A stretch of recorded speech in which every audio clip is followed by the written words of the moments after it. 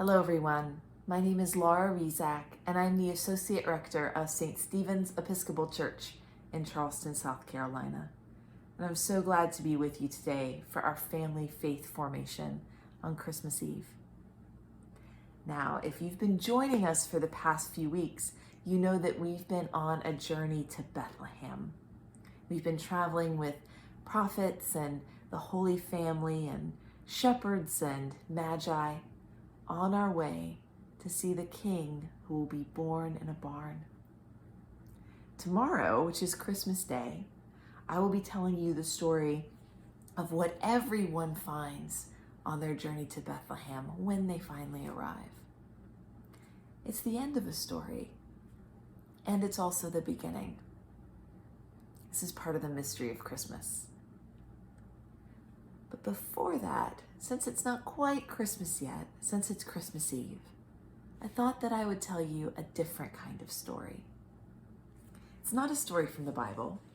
It's a story about Santa Claus and reindeer and doing good in the world and helping other people. I really enjoyed it, and I hope that you will too. It's called Comet the Unstoppable Reindeer, from Two Lions, an imprint of Amazon Publishing, and written by Jim Benton. So I don't think we need to do our calming breaths today because it's a different kind of story, but do go ahead and settle in to a comfortable position, and I'll share this story with you of Comet the Unstoppable Reindeer. Are you ready? All right, let's begin.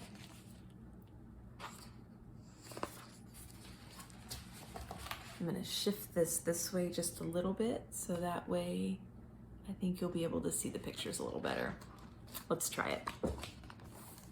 Okay, here we go. 'Twas the night before Christmas, a tense situation. The elves had worked the whole year without a vacation.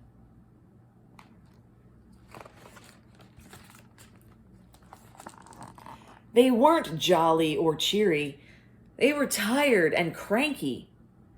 There was some pushing and shoving between Stinky and Stanky. And so Comet stepped in. He hated elf fights. Then a wild punch connected and turned out his lights.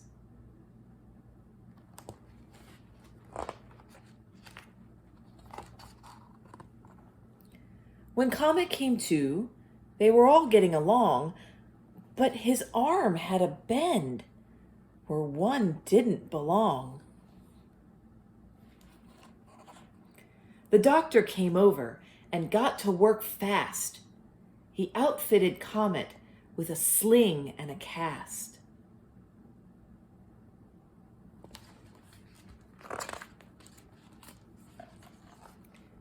As Comet jumped up, Doc said with a frown, "You're not going anywhere.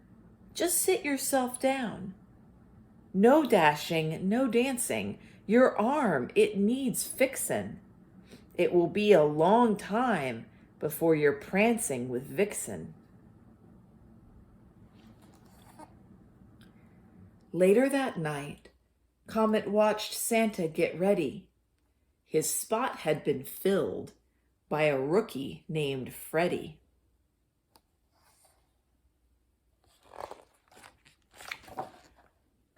"But Comet's the best," Dasher whispered to Blitzen.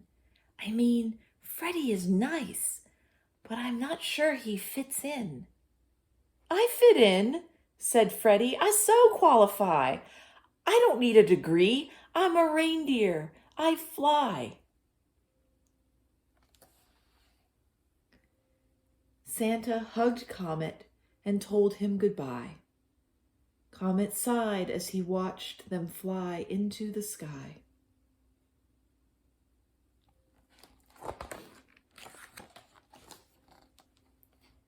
It's so very quiet when the elves all go home, and you're a busted up reindeer at the North Pole alone.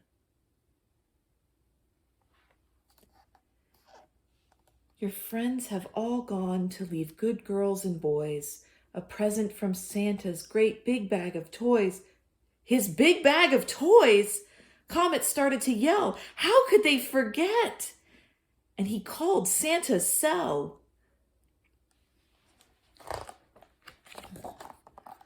But Santa was laughing at Freddie's bad singing.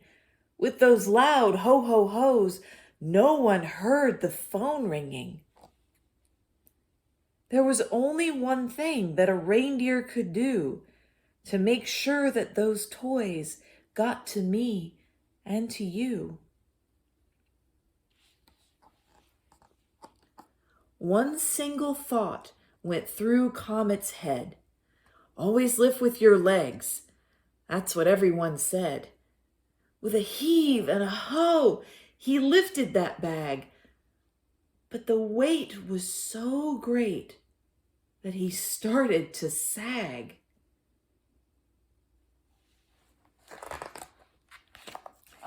He tried with a lever, he tried with a hoist, he tried till his forehead was reddened and moist. I simply can't do it. This bag weighs too much. There are too many toys and candy and such. I gave it a try. I can't do any better. But as he gave up, he noticed a letter.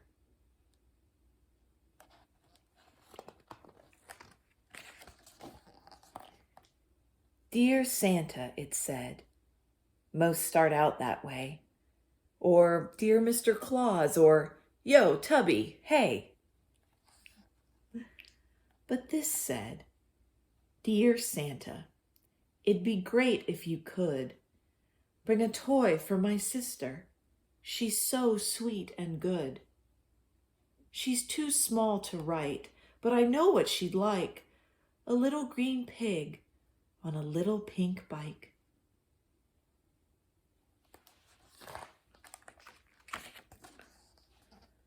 But there are so many kids, and the world is so big.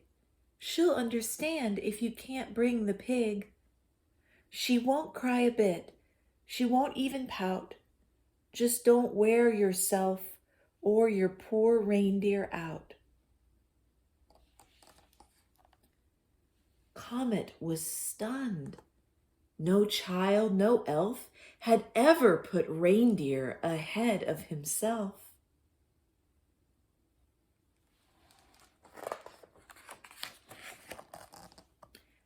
But if you can swing it, it's all up to you.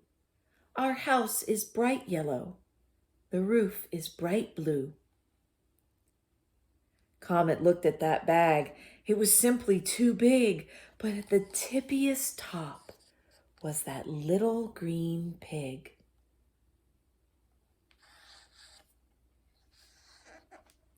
He huffed and he wheezed and he let out a whine. Comet felt something slip out of place in his spine, but he hefted that bag like a brave little fighter. Would it kill kids to ask for some toys that are lighter?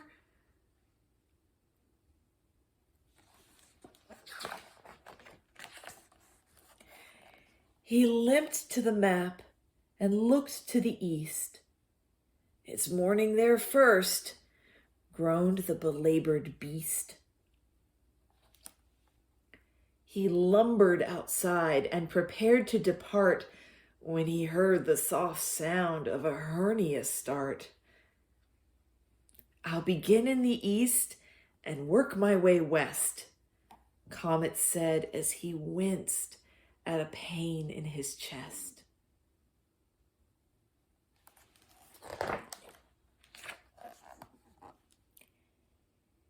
He flew to Siberia, Japan, and New Guinea, where he knocked out a tooth, crashing into a chimney. He rested a minute. He felt kind of queasy.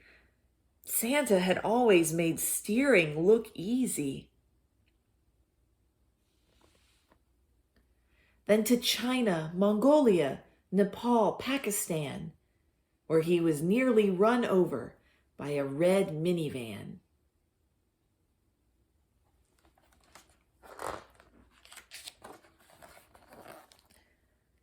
On to Egypt and Sweden, Italy and France, where he scraped up his butt because he didn't wear pants.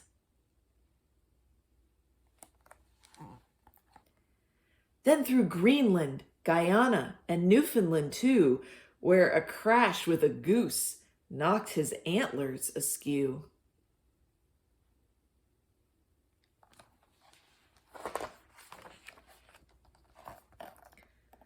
Cleveland, Chicago, then up to Quebec. He picked up a limp and a pain in the neck.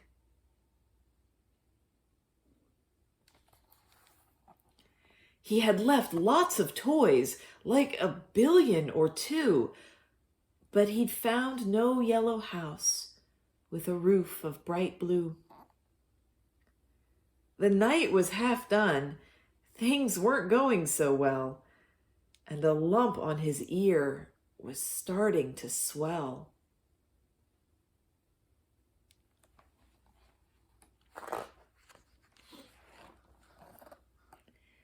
He looked in LA, he looked in Seattle, then he borrowed some Band-Aids from a small herd of cattle.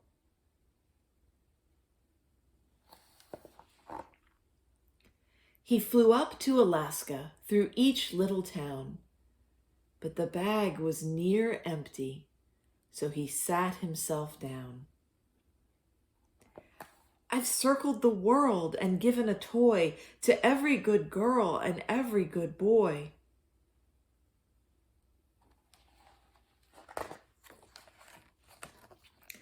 He looked at his map and shed a small tear. No little green pig for little sister this year. That tiny tear fell on a spot in the Pacific. Honolulu, Hawaii, to be more specific. A surge of delight arose in his chest as he plotted a course that was south by southwest.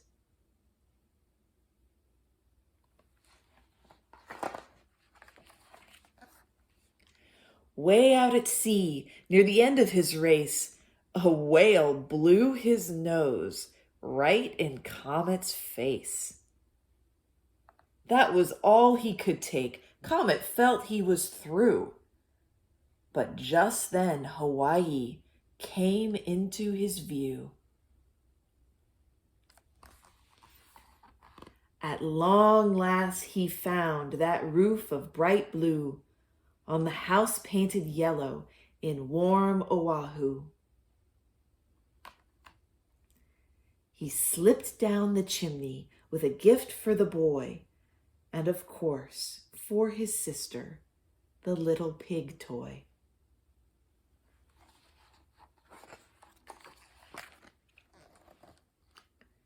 He was met by the boy who had written the letter. Gee, your arm's in a sling. I hope it gets better. Comet smiled and sighed. The kid's phone gave a jingle.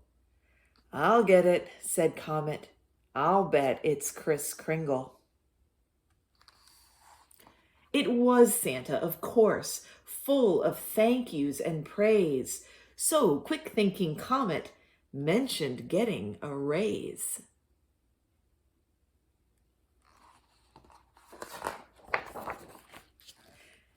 And a vacation, said Santa. Can the elves have one too? Asked Comet, who knew that's the right thing to do.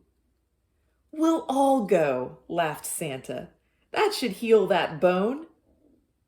Oh, and next time, said Comet, please turn up your phone. The end. Right. So that was Comet, the Unstoppable Reindeer by Jim Benton. I wonder what your favorite part of the story was. I wonder what your favorite part of the story was. I wonder if you have ever helped your friends the way that Comet helped Stinky and Stanky at the very beginning of the story. I wonder if you have ever been helpful to your family or your friends.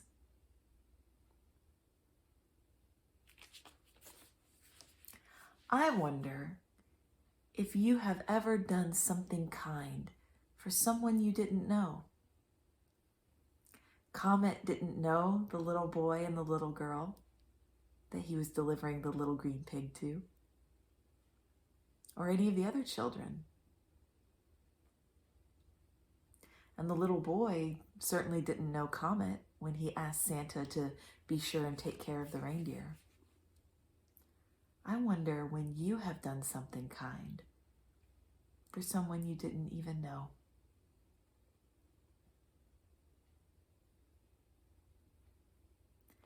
I wonder how you will be kind and loving to someone this Christmas. I wonder how you will be kind to someone this Christmas.